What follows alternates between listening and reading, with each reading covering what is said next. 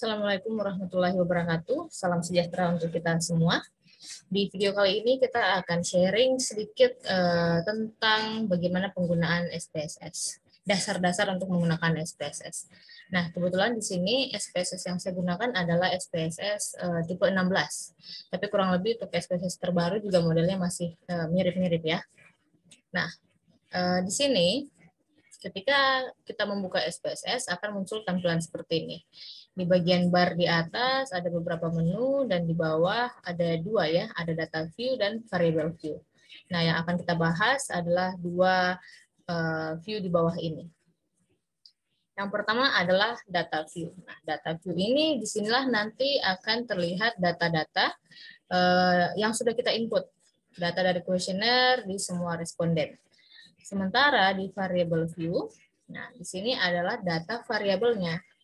Jadi sebelum menginput data, tentunya kita isi dulu variabel-variabel apa saja yang akan di input nantinya. Oke, kita coba ya. Untuk di variable view, di sini ada bagian nama. Nah, ini adalah nama variabelnya. Lalu tipe, apakah numerik atau string. Lalu ada width ini panjang datanya, misalnya berapa kosakata, berapa huruf nanti.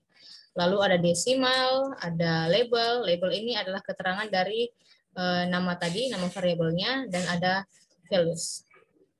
Untuk nama, kita coba masukkan ya, nama responden. Nah, yang perlu diingat di bagian kolom ini, kita tidak bisa menggunakan spasi. Jadi kalau misalnya ada dua kata yang langsung saja disambung, atau jika mau menggunakan dua kata, kita pakai underscore. Nama underscore responden. Seperti ini. Contohnya ya. Nah, tipenya karena nama itu kan dalam kata-kata ya, huruf. Maka kita pilih di sini adalah string. Oke. Width-nya kita boleh tambah, siapa tahu namanya agak panjang. Nah, berarti harus agak lebar juga width-nya. Boleh kita tulis di sini 20 huruf. Lalu desimalnya 0 karena bukan angka. Nah, labelnya boleh kita tulis lagi keterangan nama responden. Di label ini kita bisa menggunakan spasi. Lanjut values untuk kategori ya, biasanya tidak ada kategori di sini. Kita coba lagi variabel yang kedua, misalnya umur. Nah, umur tipenya adalah numerik, width-nya mungkin cukup 8, desimalnya kita tidak perlu pakai desimal karena biasanya huruf umur dalam bentuk pembulatan. Jadi desimalnya kita ganti jadi 0, di sini kita tambahkan keterangan lagi umur responden. Lanjut, misalnya kategori ketiga adalah tinggi badan. Tinggi badan biasanya kita singkat dengan TB. Ya, TB. Seperti ini. Tipenya juga numerik. Boleh pakai desimal karena biasanya tinggi badan itu kan ada komanya 170,50 misalnya atau 170,23. Jadi ada desimalnya 2. Labelnya kita tulis kepanjangannya, keterangan tinggi badan. Lalu satu lagi kategori terakhir, misalnya pendidikan. Nah, di sini kita boleh pakai numerik. Sengaja saya buat numerik supaya kita latihan menggunakan values di sini ya, menggunakan kategori. Nah, desimalnya kita nolkan saja karena akan bikin kategori. Nah, labelnya sama saja, pendidikan. Values-nya di sini kita bisa membuat kategori.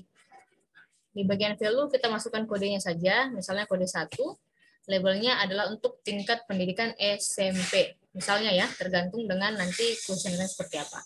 Lalu kita klik add. Buat lagi kategori kedua, value yang kedua misalnya adalah SMA. Lalu kita ketik lagi add. Sudah masuk. Value yang ketiga, mungkin pendidikan tinggi atau kita singkat PT. Lalu kita add.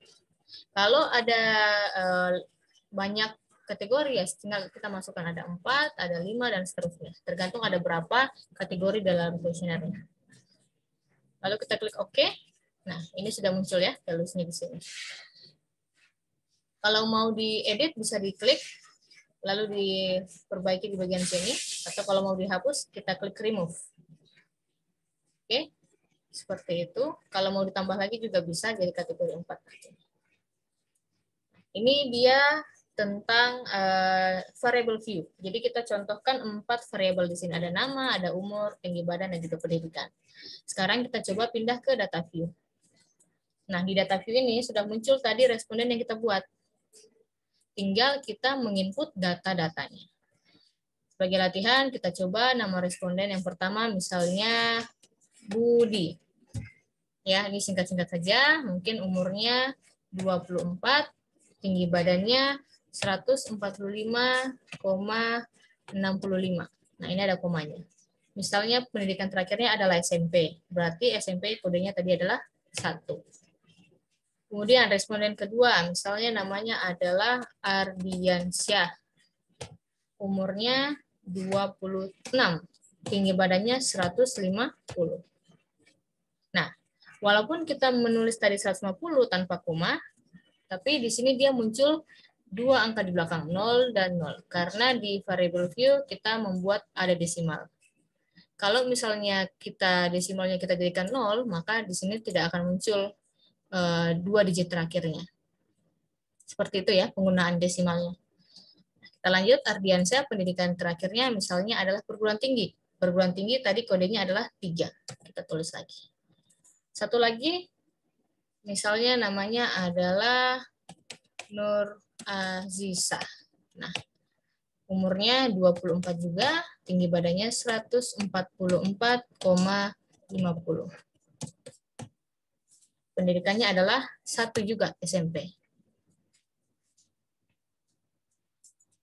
Ini adalah contoh menginput data. Nah, yang di sebelah sini baru kita lihat ya, di data view ada nomor di sebelah kiri. Di sebelah kiri itu menunjukkan jumlah responden yang nantinya akan kita input. Sementara kalau di variable view, nomor yang di sebelah sini menunjukkan jumlah variabelnya. Oke, untuk melihat tadi values-nya, di bagian pendidikan ini kita pakai kategori, bisa diklik yang ini, value labels, nah maka dia akan muncul SMP, perguruan tinggi, dan juga SMP, sesuai dengan kode yang sudah kita atur di variable view ini.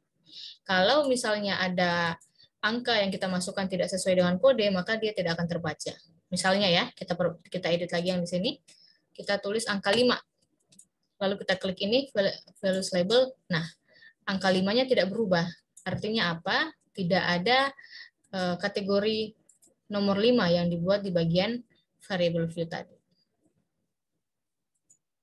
Bisa jadi ada human error, kesalahan pada saat menginput. Nah, itu bisa kita cek dengan mengklik value label di bagian sini. Oke, itu saja mungkin dasar-dasar pengenalan SPSS, bagaimana menginput variabel dan juga menginput data responden. Di video berikutnya kita akan bahas tentang cara-cara pengolahan data menggunakan SPSS. Wassalamualaikum warahmatullahi wabarakatuh. Salam sehat untuk kita semua.